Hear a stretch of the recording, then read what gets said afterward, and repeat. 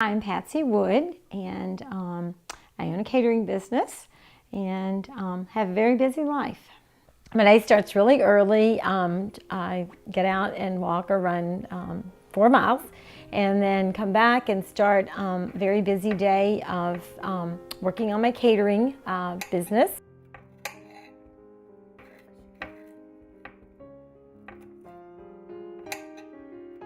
My husband has Alzheimer's, so 3 days out of the week I have to get him up, dressed, bathed, and take him to a living center where he stays all day, and then pick him up in the evenings and feed him and undress him and get him ready for bed, and then continue working with whatever I have to do with getting ready for catering or actually going out to events.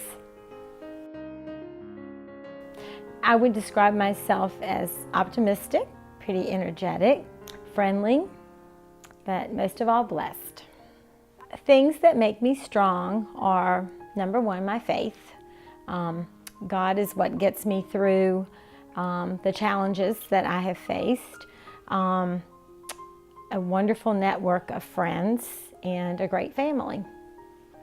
The challenges that I face are at the age of 45, having a husband diagnosed with Alzheimer's, with early onset Alzheimer's, and going from a 2-income wage family to a family where I am the provider, and to making all the decisions for a family, and to make difficult decisions that have to do with care for my husband. In the last 10 years, my life has changed greatly. I went from having a very vibrant husband and a great marriage to facing the realization that my husband was never going to be the same. And because Alzheimer's there is no cure for Alzheimer's. At the very beginning, I prayed for a miracle.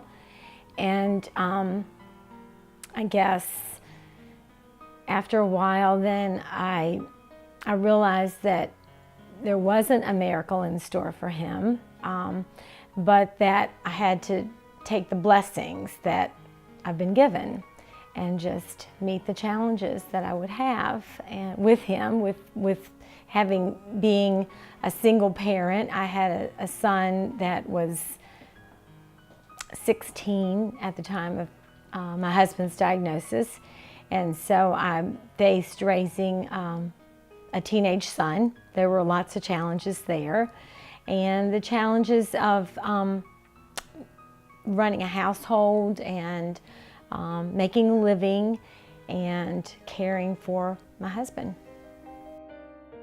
10 years ago, I was probably, I don't want to say I was any happier than I am now. I'm very happy now. I guess I was, had a lot less stress and a hopeful future, looking towards a great future with my husband. And so I would say probably more hopeful, and but I was happy then, but I am happy now also.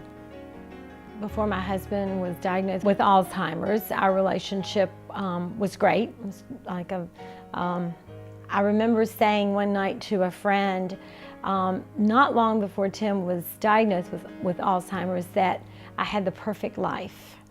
And I had a beautiful home, a wonderful son, a great husband, everything that you would want. And then within less than a year, I had the devastating news of his diagnosis. Now, the love that I have for my husband as a partner has turned into the love of a caregiver. And so it's changed.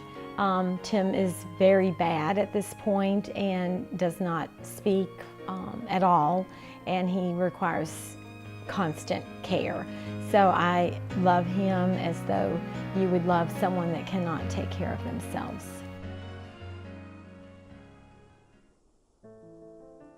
I've always been goal-oriented, and when I set my mind to something, I, did whatever I needed to do to try to obtain that goal. And I think when you're your age, in your 20s, everything, you look through rose-colored glasses at everything.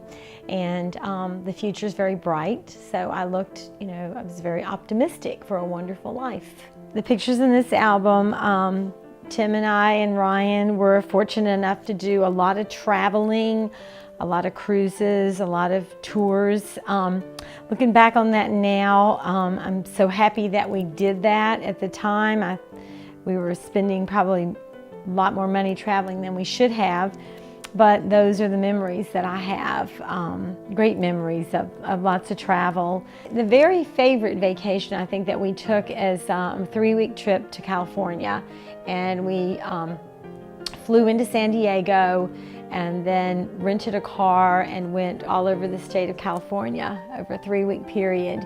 And really, it was just before Tim was diagnosed with Alzheimer's, and it was probably the very first time that I realized that there was something going on with Tim, and that he was starting to forget things that he would not have forgotten, and kept asking me where we were headed on a particular day or what the name of the hotel was.